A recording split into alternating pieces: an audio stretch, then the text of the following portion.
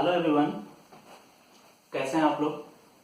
अब देखिए, इसके बाद हम लोग देखते हैं कि जनरली जो ट्रांसफार्मर होता है उसमें जब एनालिसिस करते हैं ट्रांसफार्मर में, तो हम लोग refer to one side analysis करते हैं, है ना। Total impedance of transformer refer to primary side.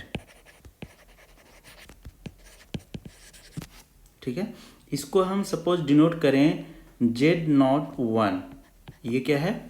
Total value refer to primary. तो इसे हम क्या लिखेंगे? अगर हम प्राइमरी साइड रेफर करेंगे, आप याद कीजिए, आप जब पढ़े होंगे इलेक्ट्रिकल मशीन में ट्रांसफार्मर में, रेफर टू प्राइमरी में प्राइमरी साइड का इम्पिडेंस प्लस जो सेकेंडरी साइड का इम्पिडेंस है उसको रेफर करते हैं प्राइमरी साइड में। तो वो टोटल वैल्यू आता है Z1 प्लस Z2 डैश। कुछ इस तरह से हम इसे शो करते हैं। So you can write Z1 plus K square times Z2। ठीक है, तो ये हो गया आपका total impedance refer to primary. Similarly total impedance refer to secondary. Secondary side में रेफर अगर करें तो उसके लिए हम Z02 उसे अगर लिखें तो क्या लिखेंगे? Z2 सेकेंडरी साइड का इम्पिडेंस प्लस प्राइमरी साइड का इम्पिडेंस रेफर टू सेकेंडरी। इसे हम लोग लिखेंगे Z2 plus Z1 divided by K square. So Z02 को आप लिख रहे हैं तो यहाँ पे एलसीएम अगर K स्क्वायर ले लें तो K square Z2 plus Z1 by K square, है ना। अब इसको आप ध्यान से देखिए, Z1 plus K square Z2 है K स्क्वायर। अब ये जो टर्म है ये बेसिकली क्या है? ये यही टर्म है, सेम ही है दोनों। तो आप लिख सकते हैं Z02 equal to Z01 divided by K square.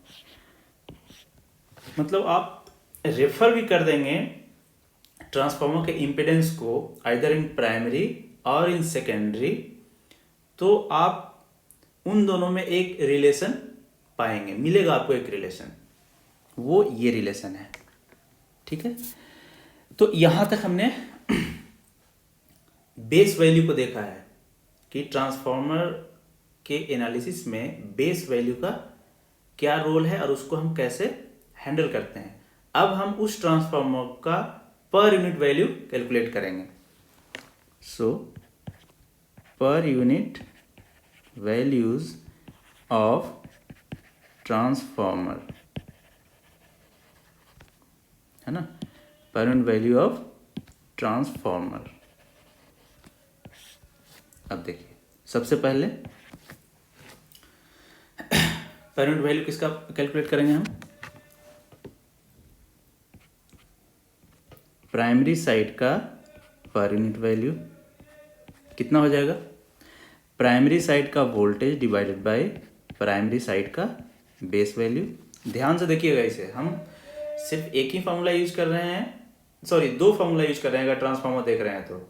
एक जो पर यूनिट का बेसिक फॉर्मूला है और दूसरा ट्रांसफार्मर का जो फॉर्मूला है, किस तरह से ट्रांसफार्मर के वोल्टेज करंट आपस में रिलेटेड होते हैं। बस इन्हीं दोनों को हम कंबाइन करके सारा एनालिसिस कर रहे हैं। तो ये पर यूनिट में प्राइमरी साइड का है, तो प्राइमरी साइड का वोल्टेज और प्राइमरी साइड का बेस वोल्टेज, है ना, ये हो गया आपका V1 पर यूनिट। ठीक है, अब V2 per unit, secondary side का पर यूनिट वोल्टेज। तो क्या लिखेंगे हम? सेकेंडरी साइड का voltage divided by secondary side का बेस वोल्टेज। अब यहां से आप ट्रांसफार्मर का जो बेसिक रिलेशन है उसको आप यूज करेंगे। V2 और V1 में क्या रिलेशन है, V1 by V2 equal to K होता है, ये आपको पता है। तो यहाँ से V2 का वैल्यू आप इजीली फाइंड कर सकते हैं, कितना हो जाएगा V1 by K divided by, similarly हम सफिक्स में बेस अगर लगा दें तो ये रेशियो सेम ही रहेगा, है ना। आप यहाँ पे ध्यान रखिएगा कि ये अप्रॉक्स फॉर्मूला है ना। V1 बाई V2 K नहीं होता है, E1 बाई E2 K होता है, लेकिन हम इम्पिडेंस को नेग्लिजिबली स्मॉल मानकर ये सारा कैलकुलेशन करते हैं, ठीक है। तो बेस के लिए V2B को हम लोग क्या लिखेंगे, V1B बाई K कैंसिल हो जाएगा, बच जाएगा V1 by V1B, and again this is nothing but V1 per unit. So V1 पर unit is equal to V2 per unit होता है फॉर ट्रांसफॉर्मर। प्राइमरी साइड का वोल्टेज सेकेंडरी साइड का voltage इन per unit same होता है। अब हम इसी तरह से करंट के लिए भी देख सकते हैं ना। प्राइमरी साइड करंट है ना I1, अब इसका हमें पर यूनिट वैल्यू कैलकुलेट करना है ना। तो क्या लिखेंगे हम, I1 बाई I1 बेस। अगर सेकेंडरी साइड करना है कैलकुलेट तो ये किस साइड का है, secondary side, I2 by I2 base, and again relation I1 by I2 equal to 1 by K। ये रिलेशन से यहाँ I2 का वैल्यू क्या हो जाएगा, K times I1, K times I1 B, K cancel हो गया, I1 by I1 B, and this is nothing but I1 per unit. देख लीजिए यही चीज है। So here also you can right per unit current in primary side must be equal to per unit current in secondary side। तो ये जो relation है ये काफ़ी इम्पोर्टेंट रिलेशन है, ठीक है। कि पर यूनिट नॉर्मली ट्रांसफार्मर के प्राइमरी साइड में जो करंट होता है और सेकेंडरी साइड में करंट होता है वो अलग अलग होता है। तो ये आप इलेक्ट्रिकल मशीन में पढ़े होंगे कि जब करंट अलग अलग है तो दोनों टर्मिनल को हम जोड़ नहीं सकते हैं, है ना। जोड़ेंगे कब, जब करंट का वैल्यू सेम हो जाए, मतलब जितना प्राइमरी से आ रहा है उतना ही अगर सेकेंडरी में फ्लो करने लगे सेम करंट तो दोनों को हम जोड़ सकते हैं, है ना। तो बस यही प्रिंसिपल को हम लोग बेस मानकर और इसको यूज करने वाले हैं कि प्राइमरी साइड में जो करंट है इन पर यूनिट वो सेकेंडरी साइड के पर यूनिट करंट के बराबर है। इसका मतलब दोनों टर्मिनल को हम आपस में कनेक्ट कर सकते हैं, है ना।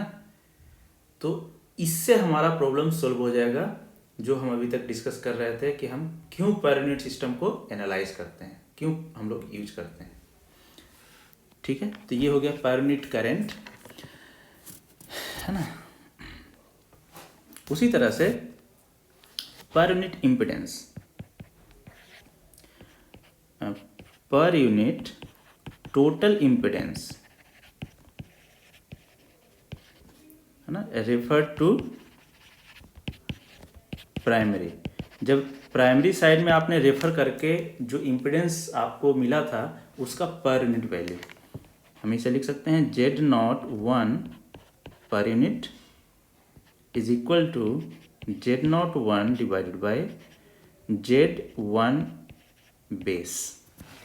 Primary side refer to primary side है तो प्राइमरी साइड का टोटल इम्पिडेंस जो Z01 है डिवाइड किसे करेंगे, प्राइमरी साइड के बेस इम्पिडेंस से। यहाँ ट्रांसफार्मर में आपको हमेशा ध्यान रखना पड़ेगा कि किस साइड के वैल्यू, किस साइड का वैल्यू का पर यूनिट आपको कैलकुलेट करना है। अगर प्राइमरी साइड का क्वांटिटी का पर यूनिट करना है वैल्यू कैलकुलेट, तो आप जो बेस वैल्यू से डिवाइड करेंगे वो प्राइमरी साइड के बेस वैल्यू से डिवाइड करेंगे। Similarly for secondary. तो यहाँ पे ये क्या है, Z01। अब देखिए Z01 क्या है, आपको क्या मिला था, है ना, ये है। तो अब डायरेक्ट आप इसका यूज कर सकते हैं, हमें तो रिलेशन चाहिए, है ना, एग्जैक्ट वैल्यू तो चाहिए नहीं। तो Z01 ये है। उसी तरह से per unit total impedance refer to secondary Z02 per unit. कितना लिखेंगे हम, Z02 by Z2 base, secondary side का बेस इम्पिडेंस से डिवाइड करेंगे इस साइड, क्योंकि रिफर टू सेकेंडरी का बात हो रहा है। अब देखिए Z01 और Z02 इसमें क्या रिलेशन है वो अभी आप यहाँ पे देख चुके हैं। देखिए ये है Z01, सॉरी Z02 और ये है Z01, इन दोनों में रिलेशन आपको पता है। So Z02 equal to Z01 by K square, Z01 by K square divided by Z2B base impedance secondary side का, और प्राइमरी साइड का बेस इम्पिडेंस उसमें क्या रिलेशन है ये भी आपने फाइंड किया है। ये देखिए प्राइमरी साइड का बेस इम्पिडेंस है ना, और ये है सेकेंडरी साइड का बेस इम्पिडेंस, इस तरह से आपस में रिलेटेड है। तो बताइए सेकेंडरी साइड का बेस इम्पिडेंस का वैल्यू कितना हो जाएगा, प्राइमरी साइड डिवाइडेड बाय के स्क्वायर। तो यहाँ पे लिखेंगे आप Z1B डिवाइडेड बाय के स्क्वायर, ये के स्क्वायर कैंसिल हो गया, और बच गया Z01 बाई Z1B। और ये क्या है बेसिकली, देखिए यही वैल्यू है, ये है Z01 per unit. So you can right Z01 per unit is equal to Z02 per unit. मतलब जब हम रेफर करते हैं प्राइमरी साइड में या सेकेंडरी साइड में, तो पर यूनिट का वैल्यू सेम होता है ना। तो ये था जो पर यूनिट रिप्रेजेंटेशन ऑफ ट्रांसफार्मर है, जिसको आपको केयरफुली ध्यान देना है और इसको यूज करना है ना। तो ये हो गया आपका ट्रांसफार्मर का पर यूनिट रिप्रेजेंटेशन। अब हम लोग देखेंगे per unit representation of 3 phase system, mainly power का। Per unit representation of 3 phase power, है ना, 3 फेज पावर का।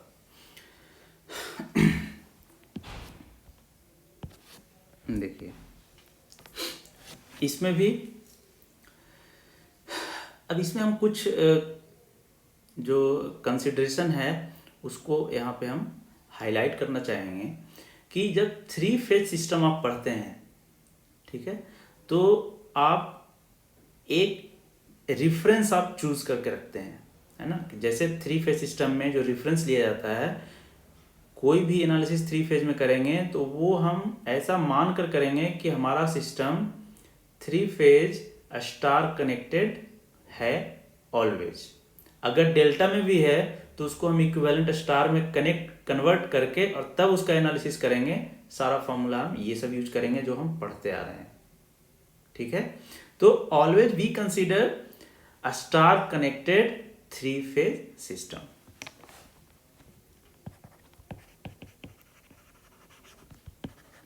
we consider a star connected 3-phase system. ठीक है, स्टार कनेक्टेड के लिए ही हम पढ़ेंगे। अगर डेल्टा होगा तो उसे हम इक्विवेलेंट स्टार में कन्वर्ट करके, और ये सारा जो हम एनालिसिस कर रहे हैं उसको हम वहाँ पे अप्लाई कर देंगे। ठीक है, सो अब बताइए VL कितना हो जाता है, √3 times V phase, IL equal to I phase. ये L क्या है, लाइन के लिए, P है फेज वैल्यू के लिए, है ना। जहाँ भी हम सफिक्स यूज करेंगे, VL मतलब लाइन वोल्टेज हो गया, VP मतलब फेज वोल्टेज हो गया। एंड ऑब्वियसली ये सारा टर्म RMS वैल्यू है, RMS voltage, RMS current, RMS power, सब चीज़ RMS वैल्यू है, कोई एवरेज नहीं, कोई इंस्टेंटेनियस वैल्यू नहीं, सारा RMS है। इसी सिस्टम का हम लोग यूज कर रहे हैं यहाँ पे। तो अपरेंट पावर का क्या फॉर्मूला हो जाता है, S √3 VL IL, और इसको हम ऐसा भी लिख सकते हैं 3 times V phase I phase, ऐसा भी लिख सकते हैं 3 टाइम्स, एक मिनट यहाँ पे आप इसको 3 फेज ऐसे लिख लीजिए, है ना। तो इसे हम लोग लिखेंगे S सिंगल फेज, मतलब ये रिलेशन होल्ड करता है 3 phase equal to 3 times single phase power. ठीक है, ये तो पढ़े होंगे आप, है ना, ये बेसिक इलेक्ट्रिकल में भी पढ़े होंगे आप। ठीक है, अब हम पर यूनिट में इसे कन्वर्ट करेंगे 1 बाय 1। तो पर यूनिट में कन्वर्ट करने से पहले क्या करते हैं, हम बेस वैल्यू को सिलेक्ट करते हैं, बेस वैल्यू सिलेक्शन। ठीक है, अब सपोज हमने बेस वैल्यू सेलेक्ट कर लिया है, लेट जो बेस क्वांटिटी है वो है VLB एंड ILB। इसका मतलब क्या हो गया, line voltage and line current को हमने बेस वैल्यू सेलेक्ट किया है। ठीक है, B उसमें लगा दिया हमने, तो वो बेस वैल्यू हो गया। अब इससे डिराइव होके क्या क्या टर्म आएगा वो देखिए यहाँ पे, VLB इसको हम लोग क्या लिख सकते हैं, √3 टाइम्स V फेज B। ये क्या है, base value of phase voltage, है ना, ये फेज वोल्टेज है, उसका बेस वैल्यू। तो base value of phase voltage और लाइन वोल्टेज में क्या रिलेशन है, ये आपको पता है, √3 टाइम्स फेज वैल्यू होता है। ILB और I फेज B ये दोनों सेम ही होता है, इसमें कोई चेंज नहीं होता है। ठीक है, तो अब बताइए, अगर हम सिंगल फेज अपरेंट पावर का बेस वैल्यू अगर आपको फाइंड करना है तो क्या लिखेंगे आप, V phase value base into I phase value base, ये लिखेंगे सिंगल फेज अपरेंट पावर के लिए। उसी तरह से 3 फेज अपरेंट पावर का बेस वैल्यू अगर आपको लिखना है तो कैसे लिखेंगे, simply √3 V line base value into I line base value, है ना। सिर्फ हम बेस उसमें ऐड कर रहे हैं, फॉर्मूला वही होता है, S equal to √3 V into VL into IL। ठीक है, उसमें बेस हम ऐड कर रहे हैं। अब इसको जब आप इसको कन्वर्ट करेंगे फेज में, इसे फेज में, तो लिख सकते हैं 3 times V phase base I phase base, और इसको क्या लिखेंगे 3 टाइम्स एस जो अपरेंट पावर है सिंगल फेज बेस। यही चीज़ है ना, ये हो गया।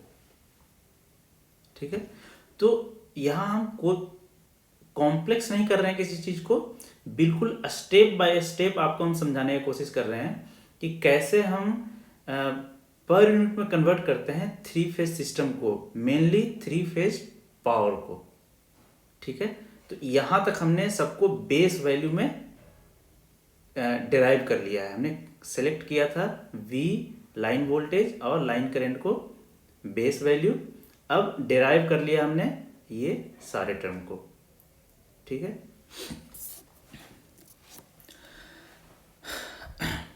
अब देखिए, तो हम लोग अब पर यूनिट में कन्वर्ट करते हैं। सबसे पहले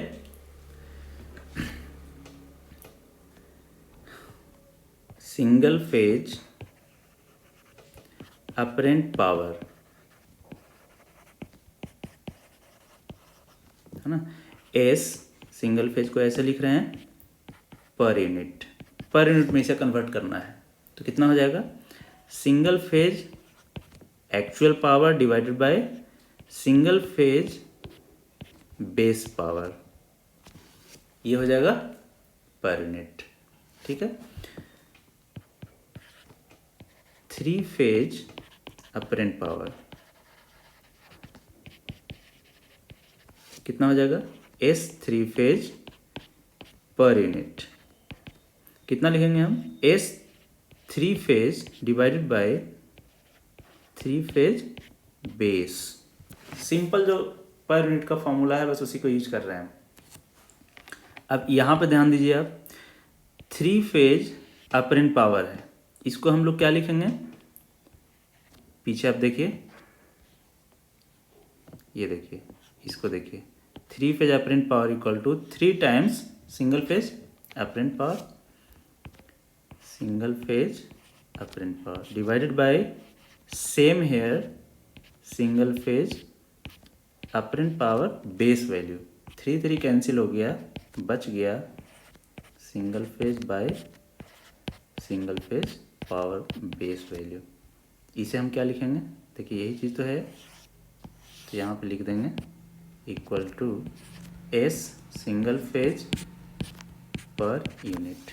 तो यहाँ से आप लिख सकते हैं कि पावर जो होता है single phase apparent power per unit में और 3 फेज अपरेंट पावर में पर यूनिट वैल्यू, वो दोनों बिल्कुल सेम होता है।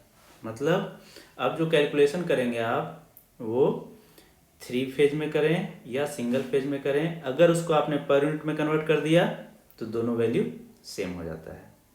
तो बताइए, ये तो एडवांटेज है पर यूनिट का।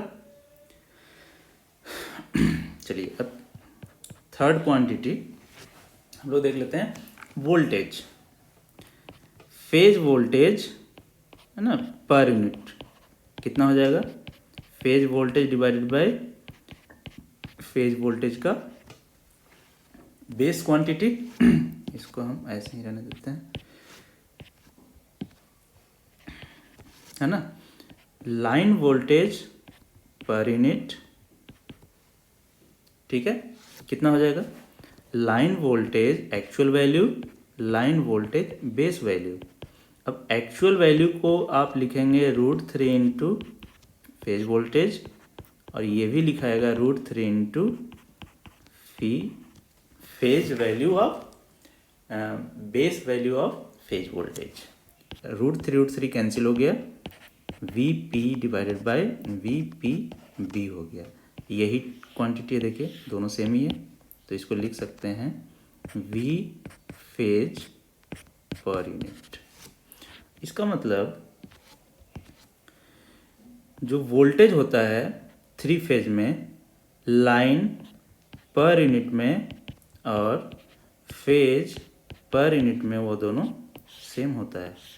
इसका मतलब यहाँ पे हमें no need to bother about either we are calculating, we are analyzing in single phase or in 3 phase, है ना। दोनों में आपको बॉदर करने की ज़रूरत नहीं है, सिंगल फेज में भी और थ्री फेज में भी, दोनों में पर यूनिट वैल्यू सेम ही होता है वोल्टेज का, लाइन और फेज में।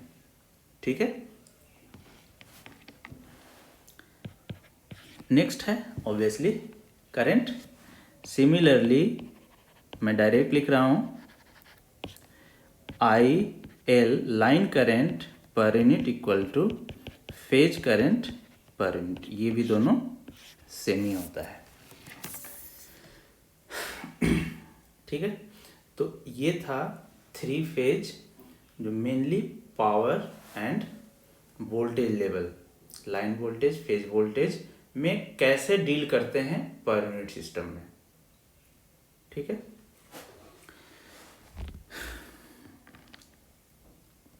अब हम लोग जो मेनली जो हम यूज करेंगे पावर सिस्टम के एनालिसिस में, जो मेनली यूज करेंगे वो चीज़ हम देखते हैं। ठीक है, कि कैसे हम यूज करेंगे, बेस वैल्यू क्या लेंगे, बेस अपरेंट पावर लेंगे, रियल पावर लेंगे, वोल्टेज लेंगे, क्या लेंगे, वो चीज़ हम अब यहाँ पे देखेंगे।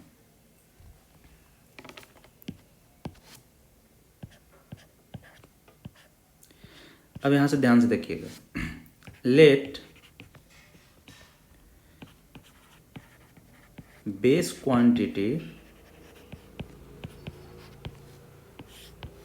है ना, वो हमारा है MVA बेस। ये क्या है, थ्री फेज MVA पावर। ठीक है, थ्री फेज, तो आप इसको यहाँ पे थ्री फेज बेस ऐसा भी लिख सकते हैं। ठीक है, उसी तरह से VL बेस, ये क्या है, ये है इन किलो वोल्ट बेस। ठीक है, ये है लाइन वोल्टेज। ठीक है, ये हमारा एक्चुअल सिचुएशन है जब हम पावर सिस्टम एनालिसिस को, उसके नेटवर्क को एनालाइज करेंगे पर यूनिट में कन्वर्ट करके। तो जब कन्वर्ट करेंगे तो उस समय जो बेस क्वांटिटी आप सेलेक्ट करेंगे वो यही दोनों क्वांटिटी रहेगा आपका, base MVA and base KV। ठीक है, हम इसी में इसको डील करने का कोशिश करेंगे।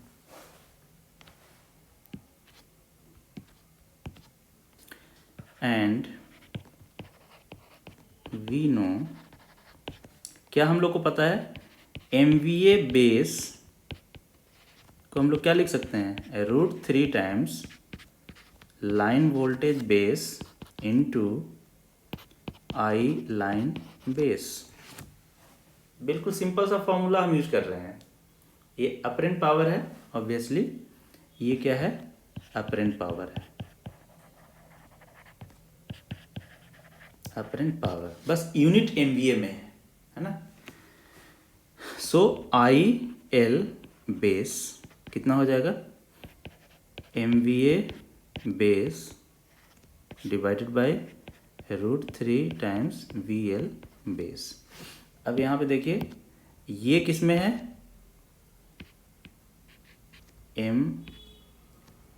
ये है MVA में है ना, मेगा वोल्ट एम्पियर। ये किस में है, किलो वोल्ट में है, तो ये किस में रहेगा, ऑब्वियसली किलो एम्पियर में होगा। तो हमारा जो एक्चुअल पावर सिस्टम है वो इसी में होता है। जो अपरेंट पावर है ट्रांसमिशन का, जनरेशन का, वो MVA में ही होता है ना, KVA में भी होता है, उसको हम MVA में कन्वर्ट कर देंगे। और voltage level mostly kilo volt में ही होता है ट्रांसमिशन सिस्टम का। तो करंट जो फ्लो करेगा उसमें वो भी किलो एम्पियर में ही करेगा। तो हम इस फॉर्मूले का यूज करेंगे हर जगह पे। तो जब भी हम सेलेक्ट करेंगे base MVA mega volt ampere में, और जो वोल्टेज सेलेक्ट करेंगे बेस वैल्यू वो किलो वोल्ट में सेलेक्ट करेंगे। ठीक है, तो करंट इतना आ जाएगा। तो बेस इम्पीडेंस वो कितना होगा,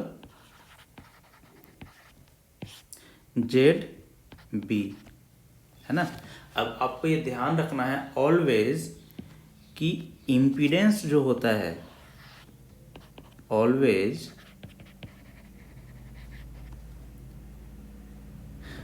पर फेज वैल्यू होता है। इम्पीडेंस ऑफ एनी सिस्टम, चाहे 3 फेज की बात करें या सिंगल फेज की बात करें, वहाँ इम्पीडेंस जो भी गिवन है आपको क्लियर होना चाहिए कि वो पर फेज इम्पीडेंस है गिवन। ठीक है, तो इसका वैल्यू अगर आप लिखेंगे जेड बेस तो क्या लिखेंगे, phase voltage base value divided bye phase current base value. ठीक है, ये होता है जेड बेस। लेकिन आपने जो बेस वैल्यू कंसीडर किया है, सेलेक्ट किया है, वो लाइन वोल्टेज है, तो हम इसको लाइन में कन्वर्ट कर देंगे। V L base divided by √3, और ये तो दोनों सेम ही होता है, लाइन करंट और फेज करंट सेम ही होता है। तो ये कितना हो गया, 1/√3 V L B divided by I L B. ठीक है, ये हो गया आई एल बी। अब देखिए ये है आपका आई एल बी, कितना हो जाएगा, हम जेड बी कैलकुलेट कर रहे हैं, 1/√3 इंटू वी एल बी। अब आई एल बी तो आपने सेलेक्ट नहीं किया था, है ना, सेलेक्ट 2 क्वांटिटी किया है आपने, MVA बेस और KV बेस। अब जो भी क्वांटिटी आएगा वो डिराइव्ड क्वांटिटी होगा, तो करंट यहाँ पे क्या है, डिराइव हुआ है फ्रॉम MVA बेस और KV बेस से। तो हम इस फॉर्मूले को इसमें यूज कर देंगे, MVA बेस, है ना, divided by √3 times VL base. Again √3 cancel हो जाएगा, बच जाएगा VL base square divided by MVA base. तो जेड बेस का वैल्यू जो हो जाएगा वो हो जाएगा VL base square divided by MVA base. इस फॉर्मूले को आप बिल्कुल याद रखेंगे, है ना, अगर आपको फास्ट कैलकुलेशन करना है तो। Voltage base voltage square divided by MVA base. ठीक है, और बेस वोल्टेज हम जनरली लाइन वोल्टेज ही सेलेक्ट करते हैं। तो ये हो गया आपका बेस इम्पीडेंस। अब ये वोल्टेज किस में है, किलो वोल्ट में है, इसका स्क्वायर है, और ये MVA इसमें है, तो 10⁶, और ये भी है 10⁶। तो कोई इशू नहीं है, हमारा यूनिट बिल्कुल एज इट इज रहेगा ओम में। ठीक है, ये हो गया। तो अब बताइए यहाँ से जेड पर यूनिट कितना हो जाएगा, Z divided by Z base, है ना, हम जेड पर यूनिट कैलकुलेट कर रहे हैं, तो Z divided by Z base हो गया। तो जेड बेस को हम लोग क्या लिखेंगे, ये नीचे में है तो उल्टा हो जाएगा MVA base divided by base voltage square, है ना। तो इसको भी आप याद रखें कि जेड पर यूनिट जो होता है वो होता है actual value of impedance divide into, क्या होगा, into MVA base divided by base voltage square. इसको आप याद रखिएगा कि कहीं पे भी ट्रांसमिशन लाइन में आपको ज़्यादातर यूज होगा, ट्रांसमिशन लाइन में, ये ट्रांसमिशन लाइन का इम्पीडेंस इन ओम गिवन होगा और उसका पर यूनिट वैल्यू आपको कैलकुलेट करना होगा। ठीक है, तो हम कैसे वहाँ पे कैलकुलेट करेंगे, बिल्कुल यही फॉर्मूला हम यूज करेंगे। ठीक है। अब हम लोग देखते हैं कि रियल एंड रिएक्टिव पावर को पर यूनिट में कैसे डील करते हैं।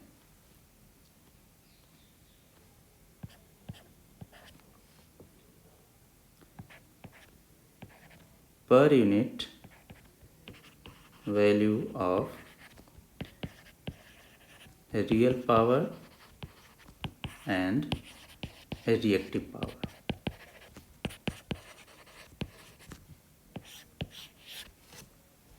ठीक है, रियल पावर रिएक्टिव पावर को हम कैसे डील करेंगे इन पर यूनिट में। तो सबसे पहले रियल पावर को देखते हैं। Real power, three phase system की ही बात कर रहे हैं, है ना, थ्री फेज सिस्टम का। तो रियल पावर थ्री फेज को हम लोग क्या लिखते हैं, √3 VL IL cos phi, है ना, where this phi power factor angle, है ना। ये जो फाई है, कंफ्यूज मत होइएगा आप, ये फाई हम यूज करते हैं, फेज को हम फाई लिख देते हैं, है ना। तो दोनों में कंफ्यूजन नहीं होना है। Either you can write cos theta also, where cos theta is power factor. ठीक है, इतना हो गया। तो बताइए इसका per unit three phase real power per unit कितना लिखेंगे, थ्री फेज बाय, याद कीजिए आप, थ्री फेज अपरेंट पावर से हम डिवाइड करते हैं पर यूनिट में कन्वर्ट करने के लिए। सो you can right √3 VL IL cos phi divided by √3 VL base, ये सॉरी ये बेस है ना, इंटू IL बेस। √3 तो कैंसिल हो गया। अब इन दोनों को आप कंबाइन कर लीजिए, ये जो टर्म है और ये जो टर्म है, दोनों को, तो यहाँ से मिल जाएगा आपको थ्री फेज रियल पावर का per unit value VL by VL B, IL divided by IL B and cos of phi।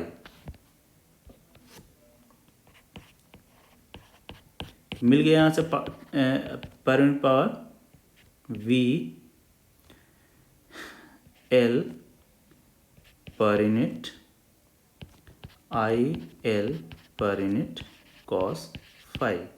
अब एक चीज़ और आप देखे होंगे कि थ्री फेज सिस्टम में VL per unit equal to V phase per unit, दोनों इक्वल होता है, इसको हम V पर यूनिट कह दे रहे हैं। Similarly line per unit line current, per unit phase current, दोनों सेम होता है, तो हम I पर यूनिट इसको कह दे रहे हैं। ठीक है, ये आप ध्यान रखिएगा ये दोनों को। सो थ्री फेज जो रियल पावर है in per unit is equal to V per unit I per unit cos phi, है ना। और यही देखा था आपने कि चलिए अभी ये नहीं डिस्कस कर रहे हैं। ठीक है, सिमिलरली अगर आप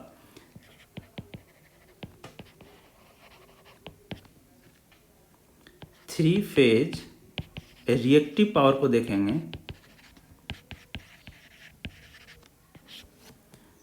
Q three phase per unit, तो कितना मिलेगा, same V per unit into cos phi की जगह पे sin phi हो जाएगा यहाँ।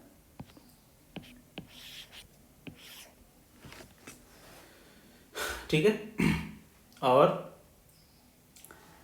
अब अगर सिंगल फेज की बात करें, फॉर सिंगल फेज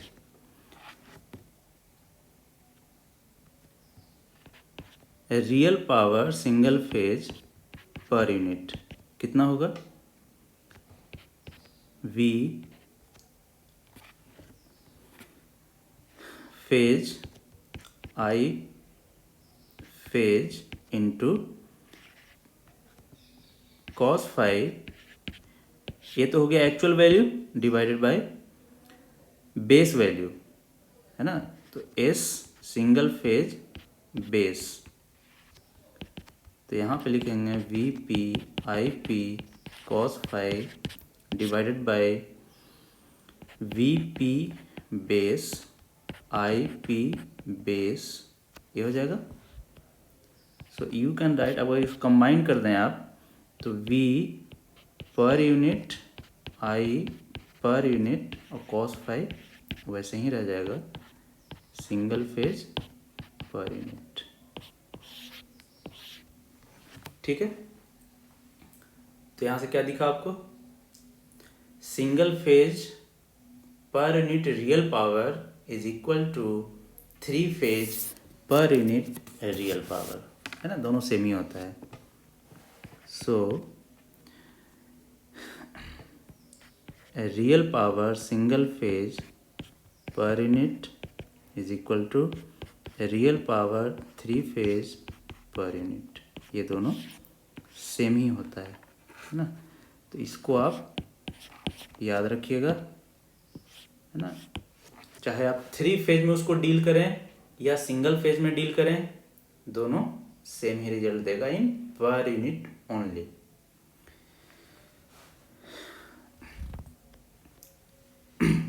एक और इसमें टॉपिक है छोटा सा, change of base value, change of base, जिसका हम काफ़ी यूज करेंगे। मतलब ये इम्पोर्टेंट पॉइंट है, इम्पोर्टेंट टॉपिक है इसका, कि चेंज ऑफ बेस, बेस को चेंज करके हम कैसे वैल्यू को कैलकुलेट करते हैं। लेट हम ऐसा सपोज करते हैं कि ये जो Z पर यूनिट है, Z PU1, ये क्या है? पर यूनिट इम्पीडेंस, है ना, at MVA base 1 and KV base 1। Suppose ये दोनों जो बेस वैल्यू है, इस बेस पे कैलकुलेट किया गया है ZPU1। ठीक है, इसको आप ध्यान से देखिएगा। ये ZPU1 जो वैल्यू है वो क्या है? पर यूनिट इम्पीडेंस है, लेकिन बेस किस पे है? इस बेस पे है। ठीक है, ZPU2 ये पर यूनिट इम्पीडेंस है at MVA base 2 and KV base 2। Different base quantity पे, base MVA base kilo volt पे ये इम्पीडेंस डिफाइन किया हुआ है। ठीक है, तो अब इन दोनों में रिलेशन क्या होगा वो हम लोग देखते हैं। अब देखिए ZPU1, इसको क्या लिख सकते हैं आप? पीछे जो हमने पर यूनिट इम्पीडेंस फाइंड किया है उसको जरा एक बार आप देख लीजिए। ये है, क्या है? Z पर यूनिट, Z है ना, actual impedance into MVA base by VL base square, ये है। यानी हम इसको लिख सकते हैं Z इंटू MVA बेस किस पे? 1 पे। किस बेस पे है? 1 पे, डिवाइडेड बाय KV बेस 1 का स्क्वायर। इक्वेशन 1 अगर सपोज इसे कर लें। सिमिलरली ZPU2 वैसे ही लिखेंगे, बेस चेंज हो गया है सिर्फ। By kv base 2 equation 2 apply equation 2 divided by equation 1 क्या मिलेगा आपको ZPU2 by ZPU1 is equal to ये जेड तो कैंसिल हो जाएगा बच जाएगा MVA2 divided by MVA base 1 into kilo volt base 1 square divided by kilo volt base 2 square. तो इसे हम लिख सकते हैं जेड पर यूनिट। अब देखिए 2 को न्यू हम लोग कह सकते हैं, है ना। 1 पे हमको इम्पिडेंस पता है, पर यूनिट इम्पिडेंस कितना है। 1 का मतलब MVA बेस 1 KV बेस 1। इस पे जो पर यूनिट इम्पिडेंस आया है वो है ZPU1, ये हमें पता है। तो MVA base 2 and KV base 2 पे कितना पर यूनिट इम्पिडेंस होगा ये कैलकुलेट करना है। मतलब हम इसे न्यू बोल सकते हैं इज इक्वल टू ZPU। इसे हम ओल्ड कह सकते हैं, 1 को ओल्ड कह सकते हैं